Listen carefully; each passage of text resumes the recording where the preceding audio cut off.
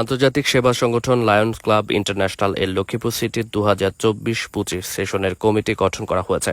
এতে Lakshmipur national ideal কলেজের উপাধ্যক্ষ লায়ন হাবিবুর রহমান সবুজকে প্রেসিডেন্ট, পৌর 10 নং ওয়ার্ডের কাউন্সিলর লায়ন জসিমউদ্দিন মাহমুদকে প্রথম সহসভাপতি, লক্ষ্মীপুর জজ কোর্টের আইনজীবী লায়ন অ্যাডভোকেট মোহাম্মদ মাহির আসাবকে সাধারণ সম্পাদক হিসেবে নির্বাচিত করা হয়েছে।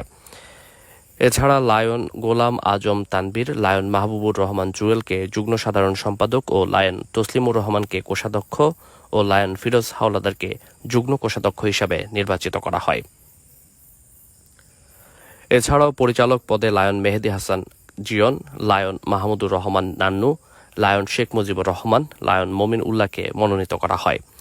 ক্লাব সার্ভিস সেক্রেটারি হিসেবে lion Ashraful Islam, joint club secretary হিসেবে lion Anwar Hossain, marketing communication secretary হিসেবে লায়ন নজরুল ইসলাম, ট্যামার হিসেবে lion Mizanur Rahman, tail twister হিসেবে advocate Jamal Uddin, club membership chairperson হিসেবে লায়ন রেজাউল করিম ফরহাদকে মনোনীত করা হয়েছে।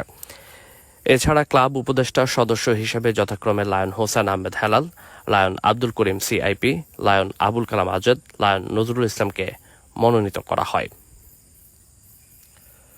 উক্ত কমিটি আগামী 2024-25 লায়ন বর্ষে দায়িত্ব পালন করবেন। অপরদিকে লায়ন প্রফেসর আ হ ম মোস্তাকুর রহমানকে রিজিওনাল চেয়ারপারসন হিসাবে নির্বাচিত করা হয়।